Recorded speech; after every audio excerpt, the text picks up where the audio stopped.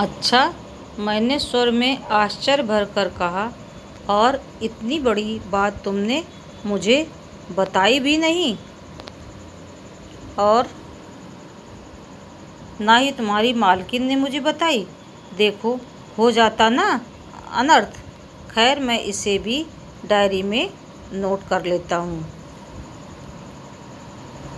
हाँ, तो 14 में से 3 और घटा दो। इस तरह से तुम्हारे बचते हैं 11 रूबल।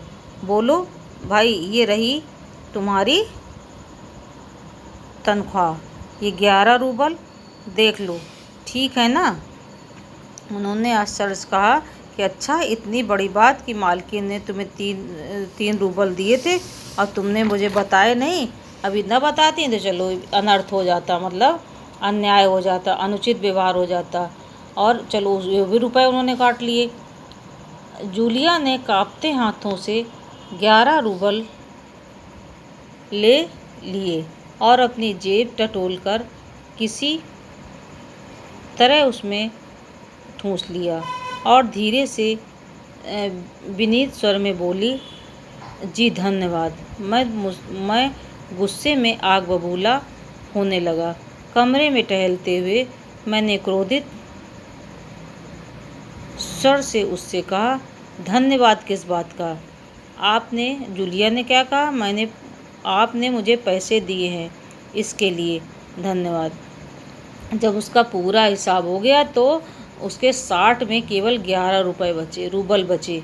तो उसने किसी तरह, बहुत उदास हो गई थी, अपनी जेब में रख लिए और धीरे से बोली कि धन्यवाद। इसमें लेखक को गुस्सा आ गया। वो कहने लगे, धन्यवाद किस बात का?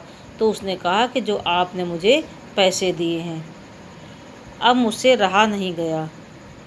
मैंने ऊंचे स्वर में लगभग चिल्लाते हुए कहा कि तुम मुझे धन्यवाद दे रही हो, जबकि तुम अच्छी तरह जानती हो कि मैंने तुम्हें ठग लिया है, तुम्हें धोखा दिया है, तुम्हारे पैसे हड़प कर तुम्हारे साथ अन्याय किया है।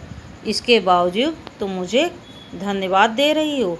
लेखक ने कहा कि जब लेखक से रहा नहीं गया तो उन्होंने कहा कि तुम मुझे क्यों धन्यवाद दे रही हो?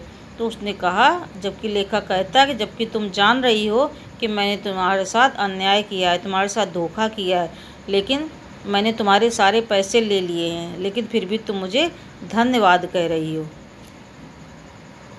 तो उसने कहा, तो उन लेखक ने कहा कि तुम मुझे धन्यवाद क्यों दे रही हो?